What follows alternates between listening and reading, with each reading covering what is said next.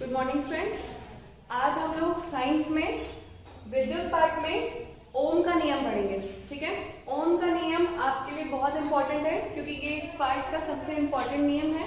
ठीक है, और ओम के नियम पर ही हम लोग विभवांतर और धारा के बीच में क्या संबंध है बेटा ये जानते हैं। विभवांतर क्या होता है, धारा क्या होता है, ठीक है, उसका सूत्र क्या है, कैसे उसके मान को निकालते हैं, उसका मात्रक क्या है, ये सब कुछ हम लोग पहले ही पिछले लेक्चर वीडियो में पढ़ चुके हैं। ठीक है, तो जैसे कि हम जानते हैं कि धारा का मान हम कैसे निकाल रहे थे, आवेश बटे समय, I बराबर Q बटा T था। धारा का मात्रक क्या होता है, एम्पियर। ठीक है, आवेश का मात्रक क्या था, कूलम। तो और साथ ही विभव और विभवांतर क्या होते हैं ये भी हम पढ़ चुके थे।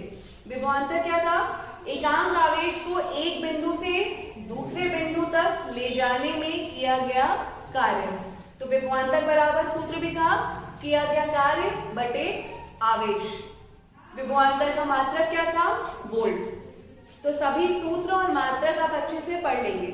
ठीक है, तो अब यहाँ पे ओम का नियम क्या है ये जानते हैं। तो बेटा ओम का नियम, ओम जो है एक वैज्ञानिक है जिनका नाम था जॉर्ज साइमन ओम। ठीक है, उन्हीं के नाम पे इस नियम का नाम ओम का नियम रखा गया है। जॉर्ज साइमन ओम ने क्या किया, उन्होंने एक प्रयोग किया। उस प्रयोग में उन्होंने क्या किया बेटा कि उन्होंने विभवांतर के मान को परिवर्तित करके धारा के मान पर क्या प्रभाव आ रहा है ये देखा। ठीक है, और जब उन्होंने ये प्रयोग किया तो उन्होंने ये पाया कि जैसे जैसे वो विभवांतर का मान बढ़ाते जाते हैं धारा का मान भी साथ में उसी अनुपात में बढ़ता जाता है। ठीक है, जैसे जैसे उन्होंने विभवांतर का मान बढ़ाया वैसे वैसे ही उसी अनुपात में धारा का मान भी बढ़ने लगा। ठीक है, तो इस प्रयोग के आधार पर उन्होंने नियम दिया और इस नियम के अनुसार किसी चालक के चित्र के पहले ही हम बताएं, किसी चालक के दो सिरों के बीच विभवांतर, ठीक है, दो सिरों के बीच जो विभवांतर है वो धारा के समानुपाती होता है। यानी जैसे जैसे हम विभवांतर का मान बढ़ाएंगे वैसे वैसे उसमें प्रवाहित धारा का मान भी बढ़ता जाएगा, और अगर हम विभवांतर का मान कम करेंगे तो उसी अनुपात में धारा का मान भी कम होता जाएगा। अर्थात जो विभवांतर है वो धारा के समानुपाती है। ठीक है, अब जब कभी भी हमें यहाँ से समानुपाती का चिन्ह हटाकर बराबर का चिन्ह लगाना होता है बेटा, तो हमें क्या करना होता है, हमें एक नियतांक लगाना पड़ता है। ठीक है, जैसे हम लोग गुरुत्वाकर्षण वाले पाठ में नियतांक लगाए थे कैपिटल G, वैसे ही यहाँ पे जो नियतांक लगेगा वो क्या होगा देखिए। तो जब हम यहाँ पे बेटा समानुपाती का चिन्ह हटा के बराबर का चिन्ह लगाएंगे तो जो नियतांक हम लिखेंगे वो होगा I के साथ R। ठीक है, कौन सा नियतांक है, R। अब ये R क्या है, तो ये R जो है बेटा वो है चालक में प्रतिरोध। ठीक है, चालक यानी तार जिसमें धारा प्रवाहित हो रही है उसका प्रतिरोध हम किससे निरूपित कर रहे हैं, R से। ठीक है, इस प्रतिरोध का मतलब क्या होता है बेटा, जैसे प्रतिरोध का मतलब है रुकावट। अगर हमें स्कूल से या विद्यालय से अपने घर जाना है, ठीक है, तो रास्ते में जितनी रुकावटें आएंगी उतना अधिक समय हमें लगेगा घर पहुंचने में। ठीक है, वैसे ही प्रतिरोध क्या है, चालक के अंदर रुकावट, और किसके मार्ग में रुकावट होगी, जो चल रहा होगा। और चालक या तार में कौन चल रहा है, धारा, धारा ही तो प्रवाहित हो रही है। तो धारा के मार्ग में जो रुकावट है वही क्या है, उस चालक के तार में प्रतिरोध। ठीक है, तो प्रतिरोध का क्या अर्थ हुआ बेटा, रुकावट। ठीक है, आसान शब्दों में हम क्या बोल सकते हैं, प्रतिरोध का क्या अर्थ है, रुकावट। ठीक है, और रुकावट मतलब किसके मार्ग में रुकावट हुई, जो चालक में धारा प्रवाहित हो रही है उसके मार्ग में जो रुकावट है वही क्या है, प्रतिरोध है। ठीक है, अभी आसान शब्दों में हम ऐसे समझ लेंगे। अब ये जो प्रतिरोध है इसका मात्रक क्या होगा बेटा, तो ओम के ही नाम पे इस प्रतिरोध का मात्रक भी ओम ही रखा गया है।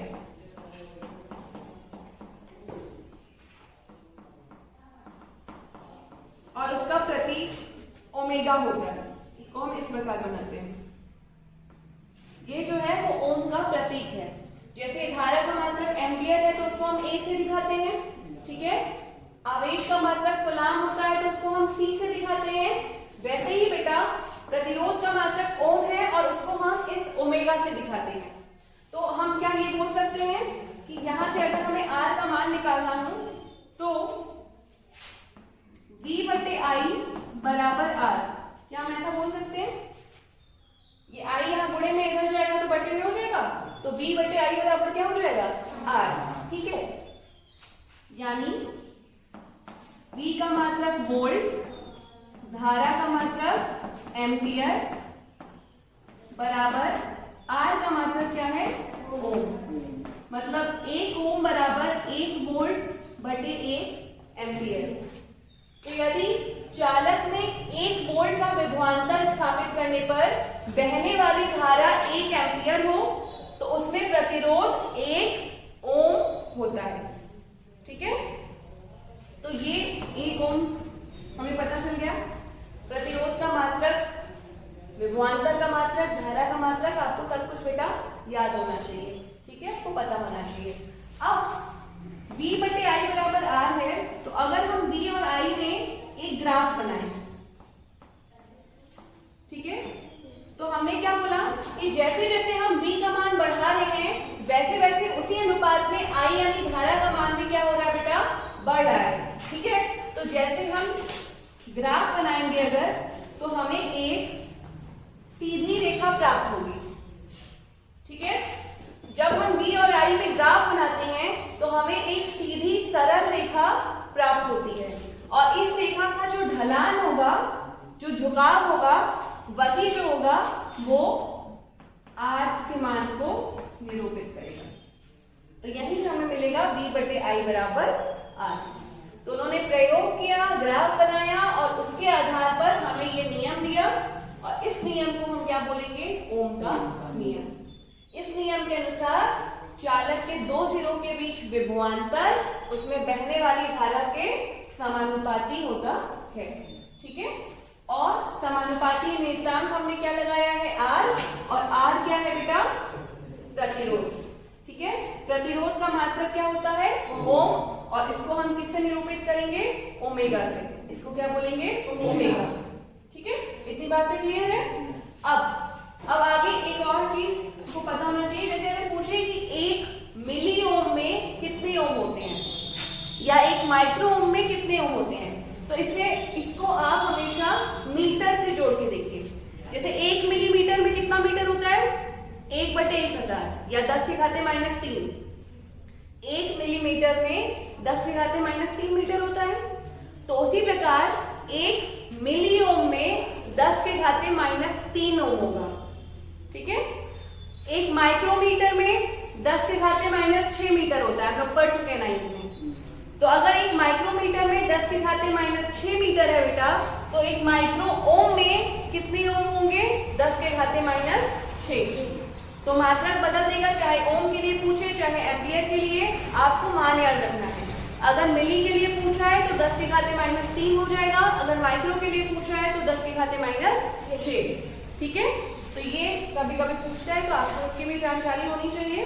तो ओम का नियम आपको समझ में आ गया, ये ग्राफ आपको समझ में आ गया, और एक ओम का क्या मतलब होता है ये भी आपको समझ में आ गया कि यदि विभवांतर 1 वोल्ट हो और उसमें प्रवाहित धारा यानी चालक में प्रवाहित धारा 1 एम्पियर हो तो उसमें प्रतिरोध कितना होगा बेटा, 1 ओम, ठीक है।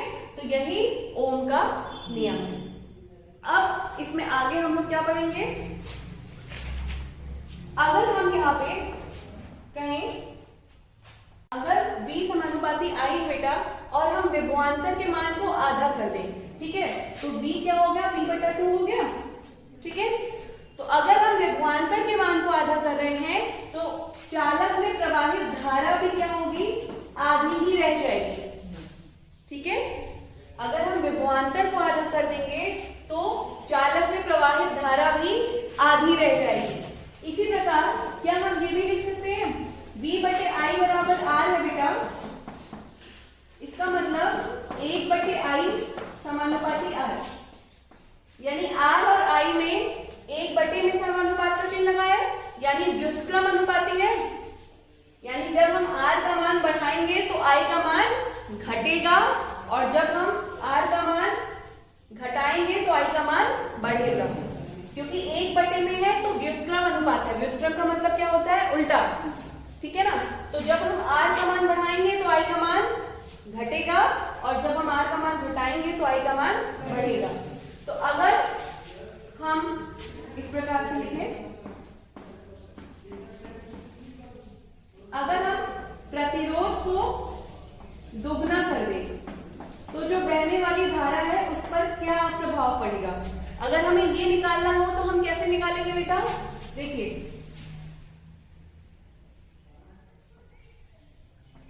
प्रतिरोध दुगना हो गया है, तब देखिए पहली स्थिति में R1 और दूसरी स्थिति में हो जाएगा बटे I2। पहली स्थिति में प्रतिरोध मान लिया R1, दूसरी स्थिति में प्रतिरोध मान लिया R2। अब समानुपाती की जगह लगाएंगे बराबर का चिन्ह।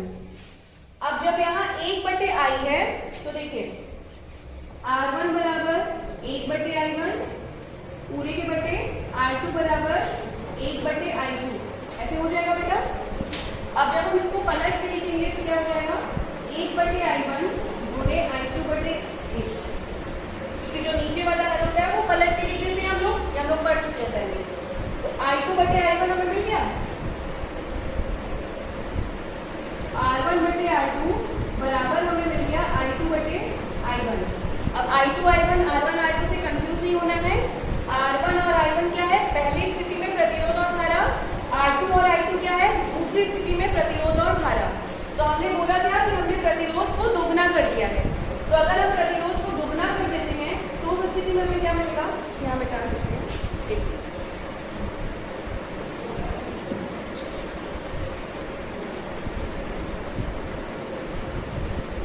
पहली स्थिति में R1 है, दूसरी स्थिति में दुगना यानी 2R1, पहले का दुगना, ठीक है, I2/I1। अब इस R1 से R1 घट जाएगा, 1/2 बराबर I2/I1 आ गया। बात समझ में आ रही है? अब देखिए, आपको I2 का मान निकालना है कि धारा पर क्या प्रभाव पड़ेगा। तो हम इस I1 को इस तरफ भेजेंगे, इधर बटे में है बेटा, इधर जाएगा तो गुणे में हो जाएगा। I1 का गुना एक में कर दिए तो I1/2, यानी I2 बराबर I1/2 हो गया। इसका मतलब कि जब हम प्रतिरोध को दुगना कर रहे हैं तो जो बहने वाली धारा है वो आधी रह जा रही है, और जबकि वोल्टेज लीकेज में क्या था? जब हम विभवांतर को आधा कर रहे थे तो धारा भी आधी रह जा रही थी।